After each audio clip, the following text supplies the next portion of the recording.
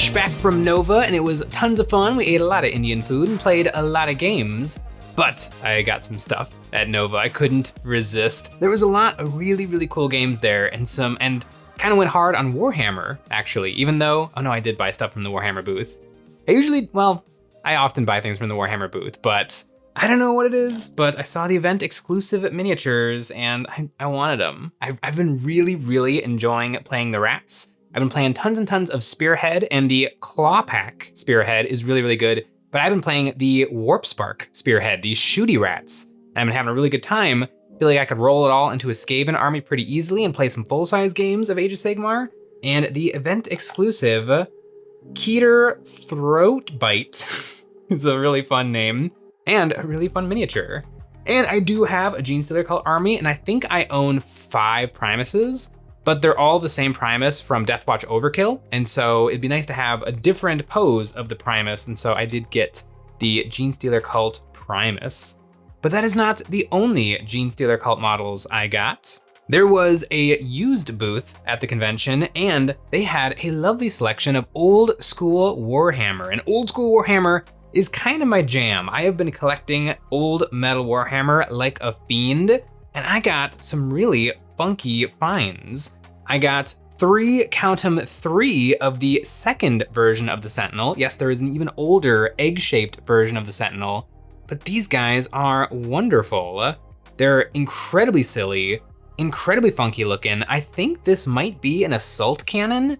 It doesn't really look like a multi-laser, but I'm sure it is a multi-laser, but it really looks like the Space Marines assault cannon.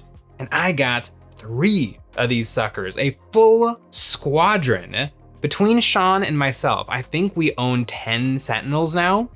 And I don't play, Genestealer Cult. I do play something with Sentinels, but I do have to play that one detachment that lets me bring Imperial Guard units, so I'm tinkering around with some old school Imperial Guard. And while I was at the booth, I got these. Now you might think that these are Khazarkin, but they're not even Khazarkin, they are Stormtroopers, the protogenitor of the Khazarkin and the Militarum Tempestus Scions. These guys are old, and I got a full squad of 5 of these suckers, 5 of these guys with the Squadron of Sentinels, and I got this little Commissar. I'm pretty sure this is a 4th edition Commissar, so a little anachronistic with this force, but if I can get my hands on some old school Cadians, and they actually wouldn't even be Cadians at that point, in 2nd edition 40k, I think they still looked suspiciously like the Starship Troopers Marines. If I can get a couple of squads of those suckers, I would have a full Militarum Tempestus, no, they're the Imperial Guard army for 2nd edition 40k. But what brought me to this was the Genestealer cult, and I also got a whole gaggle of classic Genestealers. I think this sculpt first saw the light of day in the original Space Hulk, but these guys are grotesque, and I got a bunch of them for $1 a piece, which I feel like is a pretty good deal. I love that somebody was playing with these because they used washers to get them from 25mm bases to 32mm bases, which, no wait, modern Genestealers are on 28.5s. They should be on 30s. I wanna say I put all of my Genestealers on 30s because they're so like big and wide. It's so annoying to have them on small bases because they just grab onto each other and other models, and it's really hard to move them around the board. But I do like the washers. That's the sort of I'm playing a game tomorrow and it's 8 p.m. right now, so something just has to happen to get these gaming legal in the meantime. But a whole bunch of these suckers, and I got an old school Patriarch. This little wad of chewed gum used to be, and kind of still is, the most powerful thing available to the Genestealers in Genestealer purple. I don't know if that's true. It kind of looks like plum purple to me. It might not be the old Genestealer color Genestealer purple, but this guy is monstrous. He's got a little gold chain. He's got some really freaky teeth. He has 2 left arms, which is a little bit unfortunate, but I think I can make do. Maybe one of these guys can sacrifice their right arms to the Patriarch. But with this guy, I actually have a pretty good collection of 2nd edition Genestealer cult, which is kind of wild. The only 2nd edition stuff I don't have for 40k now is Eldar, because I think I've got basically full forces of everything else. I think I do. I really need to get working on some old school paint jobs. But speaking of old school, I haven't been doing that much Dark Eldar this year. I finished putting together my entire 2,000 point, actually 3,000 point collection of Dark Eldar with Scott the Miniature Maniac, and so it's kind of been on the back burner. But serendipitously, I ran into Archon Skari at the convention, and we got to talking about the detachment Reaper's Wager, which is the detachment where you bring a little bit of Harlequins and a little bit of Dark Eldar, and you kind of have a little game, you yourself as the player, to see which half of your army does the most damage. And so when I went to another one of the booths, they were selling a bunch of previously loved but unbuilt Harlequins. And I bought about 500 points for a very good deal. I feel like fate really wanted me to have a Harlequin faction in my army. And so I'm gonna be playing some Reaper's Wager. And you might be thinking, Jay, this is a lot of stuff. When on earth are you gonna get this all done so you can get gaming? I have about 200 points of this Harlequin pile done on my desk right now. Some of these sprues are empty currently.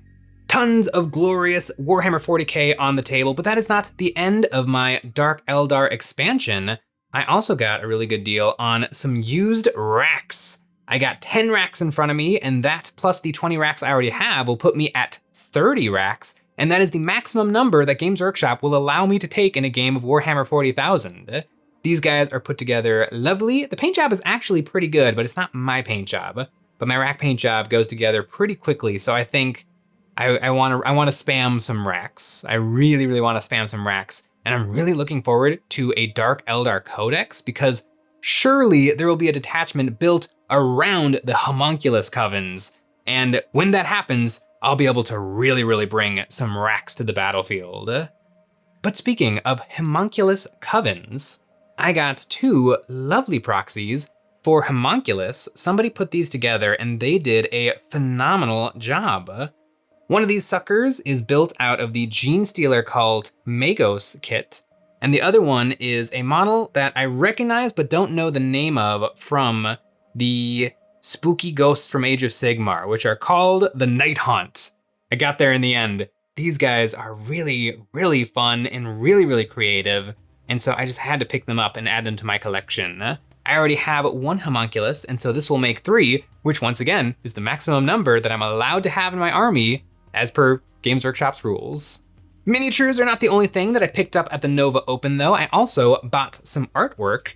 I got this lovely piece that was painted by Martin McCoy, and it is a fleshy, disgusting, very Blanchian scene. I don't know what this character is, and I don't know if they're crafting the flesh or just walking through a field of flesh, but either way, it's a really cool piece. I'm excited to hang this on my wall. I have a lot of weird art in my room. My walls kind of look like my YouTube recommended page. It's a little funky. But this is not the only piece of his that I got. I also picked up this little print of a much more fantasy nice character. I think this is a little platypus man, but isn't he charming? Isn't he just delightful? He's just a little fella sitting on a stump. I really like the framing of this piece. I like this little accoutrement up here in the corner. I think it's really fantastic.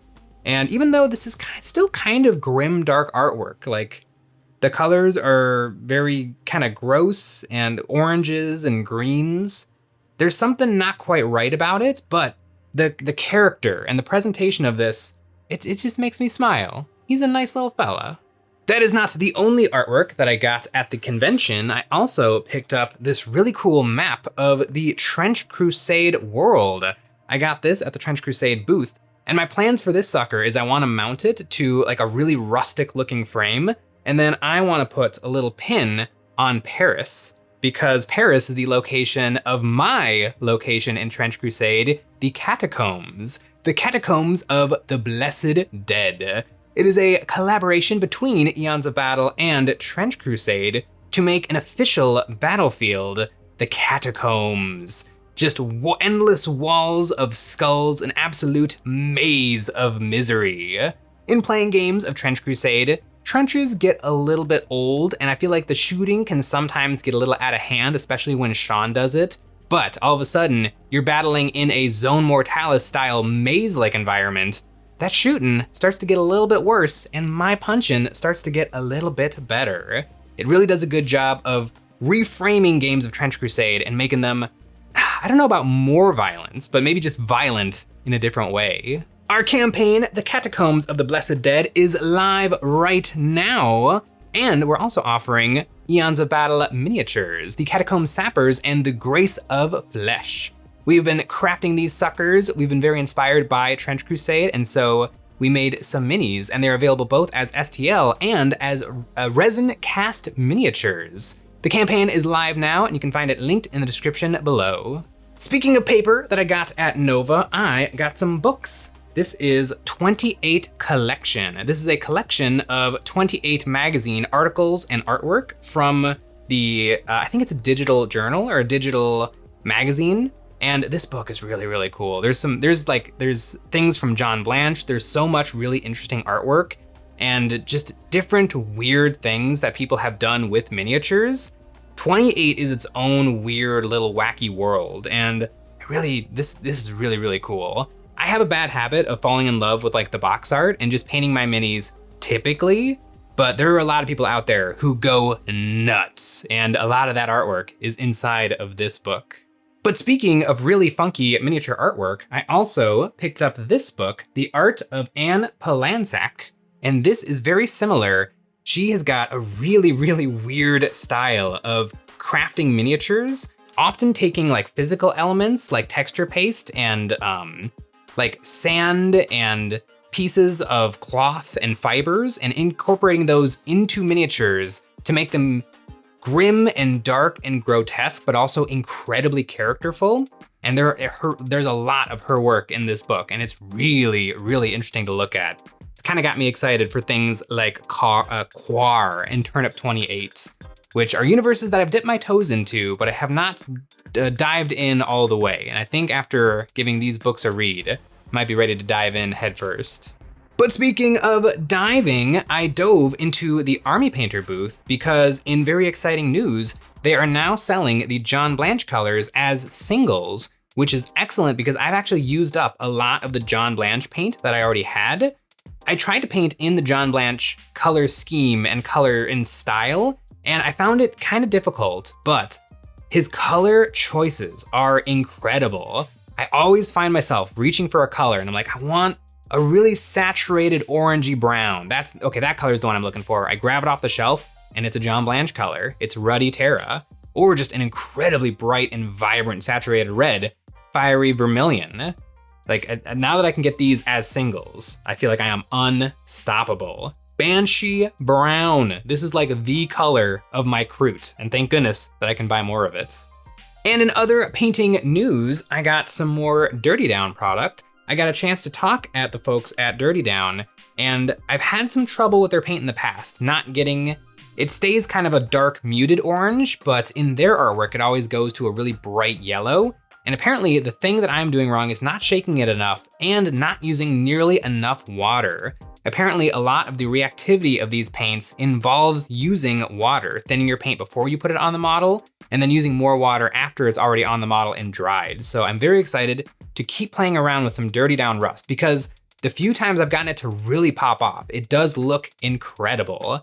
And I didn't even know that this existed, but Dirty Down Yellow. Their regular rust kind of shifts from a very dark brown to an orange, and this yellow kind of starts at a saturated orange and then goes up to an almost white yellow. So I'm very excited to get very grim and dark and try out some of this stuff. Also the verdigris. I've just never had the verdigris, so I'm excited to give that a shot because verdigris look so good on like gold and brass and copper. And so I'm very excited to give this stuff a try. But speaking of trying out some things, I got to try out some games. And one of those games is from Death Ray Designs, and that is Steel Rift. This is a small scale mech game, and it is actually small. I think one of the things that turned me off of Adeptus Titanicus, or now it's called something else, it's called Legions Imperialis, is it's not actually a small scale game. The little Marines are pretty tiny and the Rhinos are pretty tiny, but pretty quickly as you move on to like Knights and Titans, they're bigger than my models for Warhammer 40,000. which kind of turns me off because then I'll just play Warhammer 40,000. This is a game with some actually small and really nice looking mechs. And reading the rulebook for this game, the lore is kind of cool. In the future, humanity came together to work together to build a Dyson sphere, and they succeeded, and all of a sudden, boom, unlimited free energy. It completely changed the world. But the Dyson sphere failed, plunging the world back into warring states. And these warring states, the companies that existed in this universe fared much better. And so I've been tinkering with this idea in my head of painting up a few factions for this game, but they're gonna be based on real world companies. And so there's gonna be Amazon mechs battling Disney mechs to get like the last 5G tower in Tallahassee, Florida. And I don't know, that just feels like a really funny idea. And I feel like it would be just kind of cathartic to shoot Apple in the face. I'm really excited to give this game a try, but it is not the only game that I got to check out. I also got to experience Blackout, spelled BLK out. This is another skirmish game. I have one model for the game, and it is a squad-based game. You actually do activate your units as a squad, which is kind of nice in a skirmish game, because if you have too many miniatures in a skirmish game, in my opinion, with alternating activation, it can start to feel, the back and forth can start to feel like a slog. And so being able to activate squads at a time, I feel like is a really nice touch. And this game has some really nice, very like postmodern miniatures, some real tactical stuff going on. And so I'm excited to give this game a few more tries. One game that I did not have to demo because I am already completely in love with it is Arena Rex. I can't go past the Arena Rex booth without picking up a new model because their miniatures are so incredibly lovely. This is Nero riding the beast. And I actually have the starter set for this faction, and I haven't painted it up yet, but I figure why not go ahead and buy another model for this faction that I haven't painted. This model of him riding the bull is so dynamic and impressive, and I got to see it in person in the case. And it's a glorious mini. I also got some dice. This is the dice for the faction that I play, which is Helsinki. And then this is the dice set for this faction. And so I'm excited. The day I got back from Nova, I actually broke out my Helsinki and I started to paint it again because I kind of put it away after playing it at Adepticon, and then I never picked it up again. There's so much stuff. There's so much stuff to paint, but now I'm kind of back on the Arena Rex hype train. But speaking of hype, I'm pretty hyped for EonsOfBattle.com. We have a new product at EonsOfBattle.com. We have custom nameplates. These glue onto the front of miniature bases, and we have it set up so that they can say anything you want. You've seen these often on my Black Templar minis. Top supporters on our website get their names on my Black Templar minis, and they crusade eternally with me as I go to competitions and I just battle Sean on the weekends. And now they are available on our website.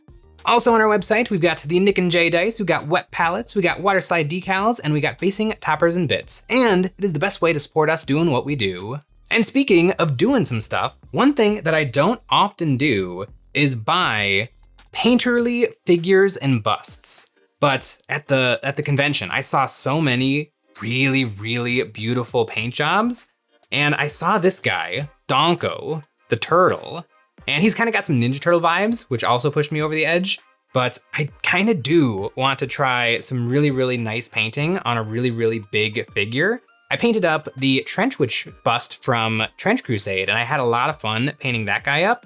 And so I'm kind of excited to do it again on a more fantastical, I mean, Trench Artillery Witch is pretty fantastical, but she's not a turtle with a spear.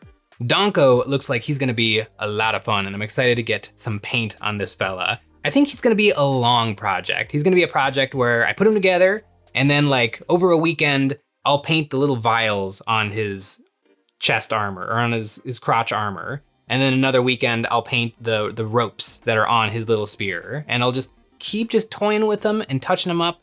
Sometimes I'm in the mood to just do something, but I don't want to get out another project. And so this will be a good one to just grab off the shelf and just tinker with. And then hopefully, after a probably long time, I'll have a really cool Donko. The Nova Open was a huge success. It was a lot of fun. We got to see the Trench Crusade booth in all of its glory with our board at it. And we had one really cool moment. A fan of the channel gave me this miniature. This is the original Necron Overlord in beautiful white metal. I actually have the fine cast version when the 3rd edition codex came out, I wanna say. We got, like, they kind of revamped what the Necrons look like, but this is what the Necrons look like originally. Right after they transformed from the Chaos robots into the Necron proper, they had this kind of Egyptian theming. And it's really fun to see what stayed from this era of Necron design into the modern era of Necron design. I mean, I feel like that cape is almost a 1-to-1 of the current Imhotep the Stormlord miniature. And it's on this model. Does it have a date on there? 1997 is when this sucker originally came out. And now it is right here. That was the other faction that I don't have a lot of old school miniatures for, is the Necrons. Might have to do something about that. I have an incredible amount of painting and modeling ahead of me, but I am really, really excited for it. Nova was a ton of fun. If you get a chance to go, I highly recommend it because it is a really, really cool miniature convention. Thanks for watching.